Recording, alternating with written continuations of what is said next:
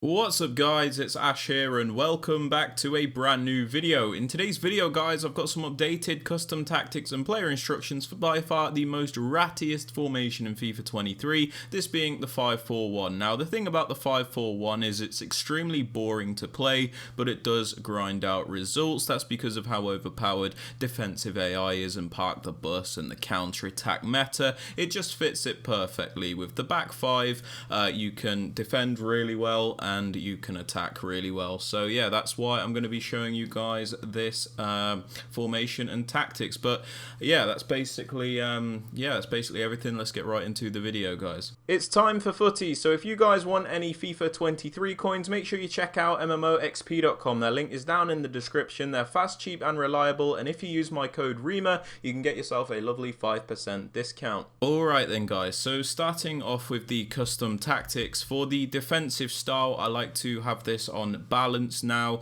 the reason I have this on balanced is because it does give you the best control over your defense. So when you want to press your opponent and be a bit more aggressive, you are able to do that, and then when you want to drop back, be a little bit more passive and conservative, you can also do that. So it does give you the control and the balance that the other settings will not give you.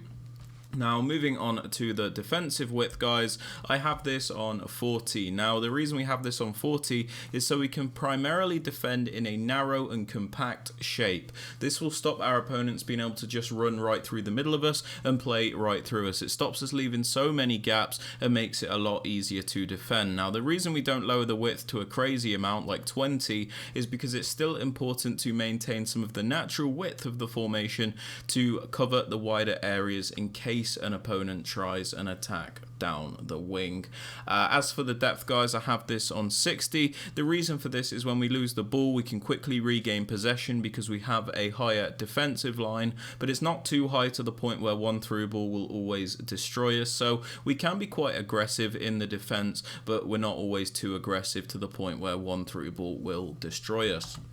Now moving on to build-up play, guys, I have this on balanced. Now the reason we have this on balanced is because it's the most consistent, varied and controlled form of build-up. When you use balance, you can pick and choose when and where you use each type of build-up play. For example, you can decide to play a little bit slower at some point, and then you're like, oh, I might speed this up, and then you can use a faster build-up. But for example, if you use something like slow build-up, you always have to build up slowly. You can't randomly just switch to playing a quick style. The same way, if you use fast build-up, you can't just slow down. You always have to play quickly. So with balance, you really have the options to pick and choose when and where you use each style.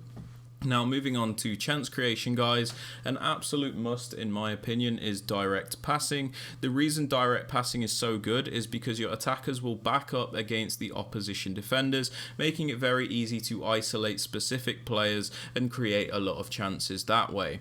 Players will also make those extra movements in the penalty box, so you can get off the extra pass to guarantee the goal and minimize that RNG of the goalkeeper saving it.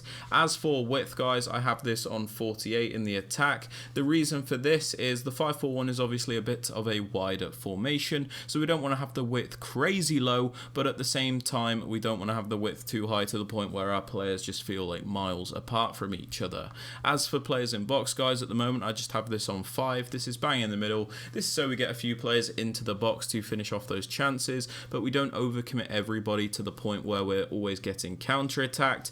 And yeah, as for corners and free kicks, guys, I have these both on 1 because there is a set piece routine that I use which requires these to be on 1. There is a link to that in the top right hand corner of the screen. Now moving on to the player instructions, guys, on the striker I like to have him on stay central and mixed attack. Now we have him on stay central because we don't want this player drifting off into the wider areas. He is our striker, so it is important that he does maintain that primarily central position. That way he's always in the correct position and we can always rely upon this player.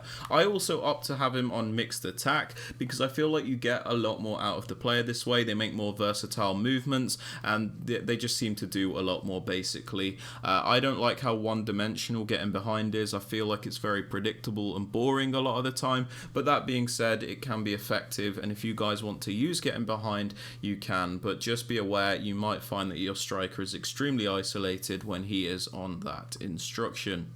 Now moving on to the right mid and the left mid, guys, I have them both on comeback on defense, cut inside and get in behind. Now the reason we have them on comeback on defense is so that they always sit in the correct position when we don't have the ball. These players can be quite lazy when they're on basic defensive support, so to avoid that we put them on the comeback on defense instructions so they always maintain the shape and stay in the position that they are meant to. We also have them on cut inside, so they make those inverted narrow runs to support the striker, because otherwise the striker can be very isolated. So we use these players to make those inverted narrow runs and cut in to help the striker out and get a lot more chances as a result. We also have these players on getting behind, so they use their pace to bother the opponent's defense and help make a lot more runs and make things happen. So mixed attack on the striker and getting behind on the right mid and left mid seems to be a nice balance for me. Now moving on to the left centre mid, guys, I use a more defensive minded player, so I have him on stay back while attacking and cover centre. We have him on stay back while attacking because he is a more defensive minded player, so we don't want this player flying forward, we want him to stay back at all times. We also have him on cover centre, so he does defend those central areas and he's not too bothered about covering the wings as he does not need to. Now moving on to the right centre mid, guys, I use a more box to box style midfielder, somebody that will attack and defend and have a bit of a free roll. So I like to leave him on the balanced default instructions, so we don't restrict him all that much and we kind of just let him do his own thing. The only important thing is that we do have him on the cover center instruction, so he does defend those central areas as opposed to the wing. So yeah, that's it for the midfielders, guys. And as for the wing backs, now this is quite important. We have them on join the attack and overlap. Now the reason this is important is because we've got the right mid and left mid on cut inside, which means they're going to be moving into those more narrow spaces, which means we're not going to have anybody in the wider areas until we put these the wing backs on join the attack and overlap. This means they're always going to commit to the attack and make the overlapping runs to add the extra width to the attack. So where the right mid and left mid are making those inverted runs, these wing backs will be making the overlapping runs to add the width to the attack. So we've got players in both the narrow areas and the wide areas at the same time, making this super effective. As for the three centre-backs, guys, and the goalkeeper, I just leave them on the default settings. I don't touch them, but a lot of people put their keeper on comes for crosses and sweeper keeper, but I don't really mind. It doesn't bother me, so I just leave it alone. But yeah, guys, that is basically it for the video. If you have enjoyed the video or found it useful, please be sure to drop this video a thumbs up, sub to the channel if you are new, and don't forget to turn on notifications. And with all that aside, guys, I hope you have a great rest of your day, and I'll catch you all in the next video. Peace.